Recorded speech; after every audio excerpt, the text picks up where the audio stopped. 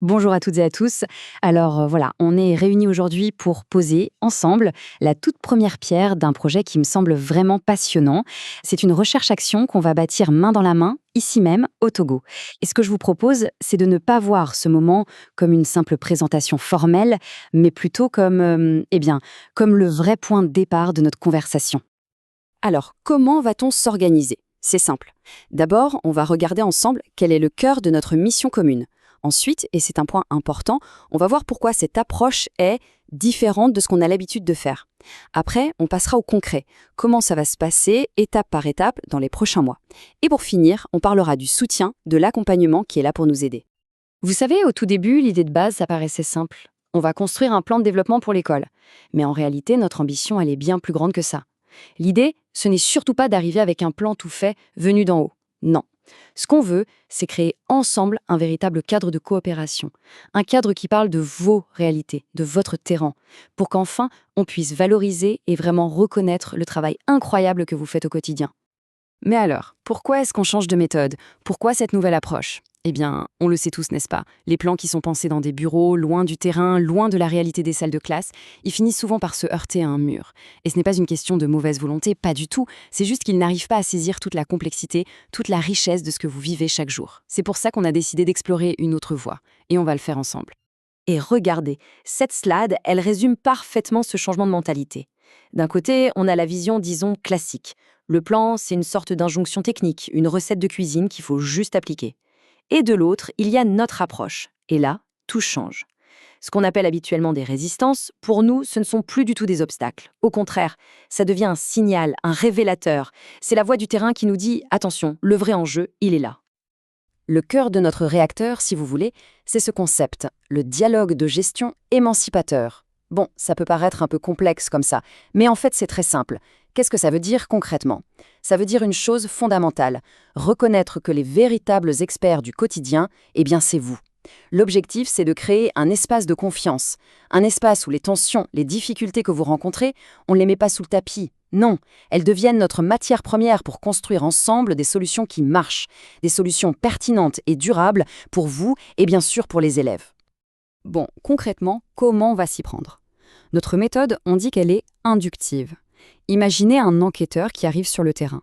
Il n'arrive pas en disant « je sais déjà qui est le coupable ». Non, il commence par collecter des indices, il observe, il écoute. C'est à partir de ça qu'il construit sa compréhension.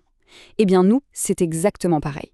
On ne part pas d'en haut avec des théories toutes faites. On part d'en bas, de vos expériences, de vos observations, pour construire notre savoir ensemble.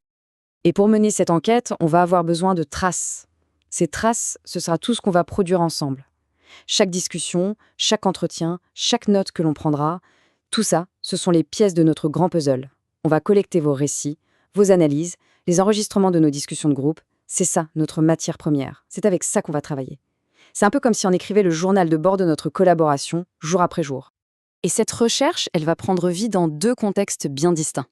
On aura d'un côté une école en milieu urbain, le PP Kévé Central, et de l'autre une école en milieu rural, le PP Yotsi. Et ça, c'est une chance extraordinaire. Pourquoi?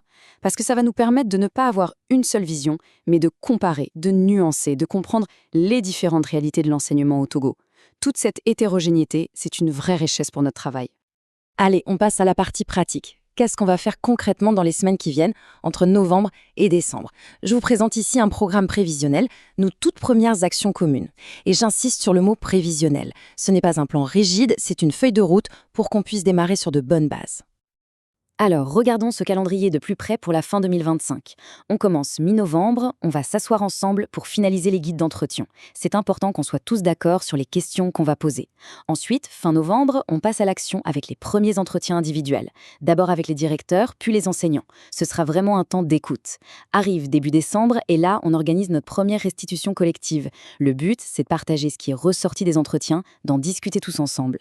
Et enfin, mi-décembre, on partagera les premiers matériaux bruts pour que vous puissiez nous faire un retour critique. Vous voyez, chaque étape nourrit la suivante. Quand on va mener ces entretiens, il y a quelques points de vigilance qui sont hyper importants pour nous. Ce sont nos principes directeurs. Le premier, c'est la posture d'écoute. Ça veut dire être vraiment présent, ouvert, sans jugement. Le deuxième, c'est la flexibilité. On n'est pas là avec une grille à cocher, l'idée c'est d'avoir une vraie conversation, de pouvoir rebondir. Et le troisième, on en a déjà parlé, mais c'est crucial, l'analyse. Quand on sent une résistance, on ne se dit pas c'est un problème. On se dit tiens, c'est intéressant. Qu'est-ce que ça révèle? Quel est l'enjeu qui se cache derrière? Une chose très importante que je veux souligner, dans toute cette aventure, vous n'êtes pas seul. Il y a une équipe de supervision nationale et internationale qui est là. Et son rôle, il est très clair. Ce n'est pas de superviser au sens de contrôler ou de diriger. Non, son rôle, c'est d'être en appui, de soutenir, d'apporter son aide et ses ressources pour que notre travail collectif avance. Et cette équipe de supervision, elle a un rôle d'appui solidaire pour nous sur le terrain. Mais il faut savoir aussi que notre travail, ici, s'inscrit dans quelque chose de plus large.